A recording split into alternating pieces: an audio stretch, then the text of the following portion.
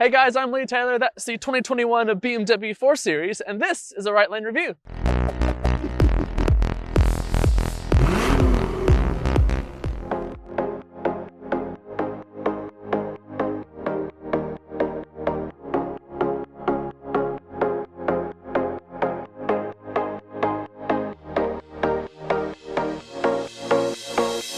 If you see this car in your rearview mirror, particularly an M Sport trim, it looks menacing. It oozes a bit of aggression and style, and from the side it's a beautiful long bonnet, defined haunches, and a bit of kink, quite literally. But this car has to fight the Mercedes-Benz C-Class, the Audi A5, so that it needs to bring some great dynamic prowess, which is what we love about BMW. So can it deliver? So I'm not going to spend too much time on this grille. I mean, it's a supposed fashion statement. It tends to part petrol heads like the Red Sea, but it's here, it's massive. I actually like it in person. But the big thing here is that this is BMW's brand new sports coupe. And much like the 520 and the 320i, this is the basis for every other car in the series. This includes the M440 and the forthcoming M4, so it better be good. So around town, how's the 4 Series? Well, first off, it's a looker. I know that people have their feelings about the front of this car, but it gets a ton of second glances. And in this Portimao blue, it's absolutely beautiful. It's easy to park thanks to all the really good park assistance tech. It's easy to maneuver thanks to light steering and comfort mode. And overall, the car is just a really nice place to be. I mean, it's a premium product, BMW build quality, so you're not out of place. The one thing I wish was different was the fact that everything's coming standard with the M Sport suspension now, which dynamically is a very good suspension. It does everything you want to from a sporting position, but you do have the option for a M Sport adaptive suspension, which allows the car to kind of slacken off the harsh bumps. And I reckon it's worth the money because around town, this M Sport standard suspension with fixed dampers is just a bit harsh. Beyond that, great. Easy to live with, easy to see out of for the most part. Blind spot monitors, all the collision warning, all the safety tech you'd ever need. Typical BMW driving and build quality. Yeah, one of the best premium coupes on the market, I'd say. From a base perspective, I would like to have a lot more power. I would like to have a lot more power.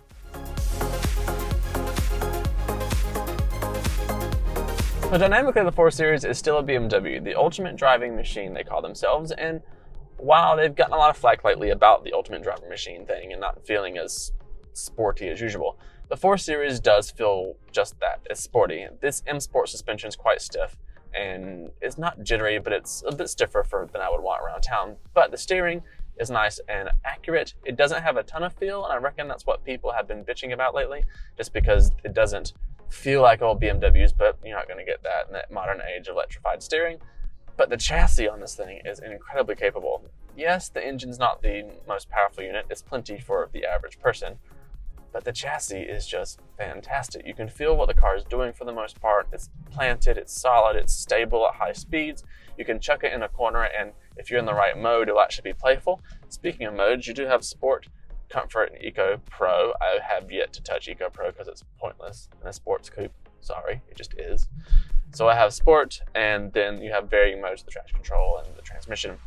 One way for me, you put it in individual or sport individual, and I make sure the steering is in comfort because sport steering is a bit too heavy and fake. Comfort's still a bit fake-ish feeling just because of the way it's designed, but that could be a combination of the run flat tires and this thick, overly girthy steering wheel and the fact that we're using an electric system. But if you take all those pieces out, the hums, and you don't worry about the philosophical idea of an emotion of a car, this is by far one of the most capable chassis in a sports premium coupe, full stop. And that is what BMW does best. So how's the interior and tech on the 420i? Well, from the driver's seat, it feels good. I mean, you have the nice chunky M Sport steering wheel in front of you. It's a little bit thick for me, but it is what it is. BMW's digital dash, which is a bit cluttered, but makes up for it with the heads-up display. Throughout the cabin, the materials are fantastic, very well made, very German, very BMW. You get this kind of aluminum effect looking mesh on the trim in this particular car, which I really like. It's a bit better than piano black, but it kind of reflects something light in your eyes if you're not careful. Beyond that, you get iDrive 7, which is one of the best systems in the business, along with wireless Apple CarPlay, Android Auto, a wireless charger, and the seats you're sitting in are beautiful M Sport seats, which means they feel fantastic. They're super supportive, some Alcantara inserts, and really beautiful blue stitching. Not to mention my favorite thing in cabin, which is the ambient lighting. Looks fantastic and comes with a visibility pack on the 420i. It just kind of the icing on the cake really for this interior. Let's check out the back seat of this 4 Series.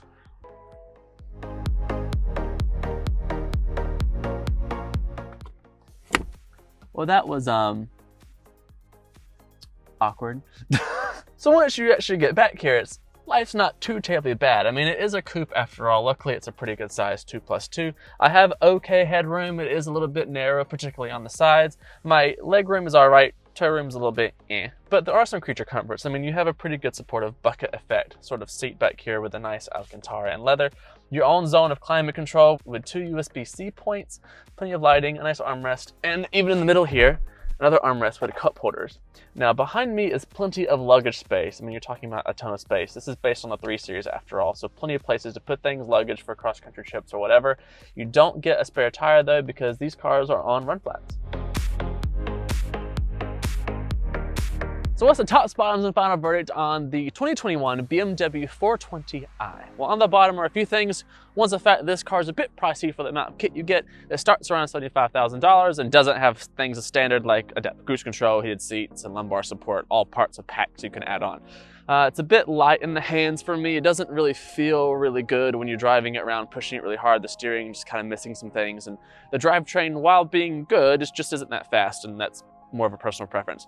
And the biggest competition for this car is actually from BMW, and that's the M235 and the 430i, which are both a bit more powerful and a bit more engaging and a lot more kit.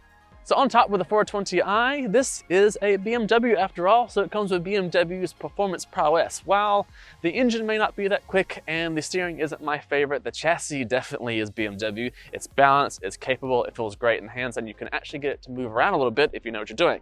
On top of that, the 4 Series has the ability to add on a ton of tech. Great driver assistance tech, great safety tech, great parking tech, and in this car we have the laser light systems, which added on to the LED system of lighting, makes this car fantastic when it's dark out. So what's my final verdict on the BMW 420i for 2021? Well, despite what some critics think, I think this car is going to age really, really well, and BMW has done a really good job of making this car future-proof, which means down the line we're going to see a lot more tech into this platform. And overall, I think the 4 Series is a great start, and I really believe this car is going to grow into something amazing, so I'm expecting some greatness.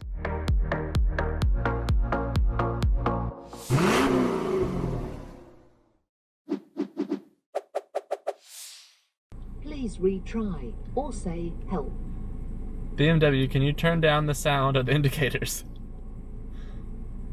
Sorry, I didn't quite understand you. Is it my accent or are you just daft?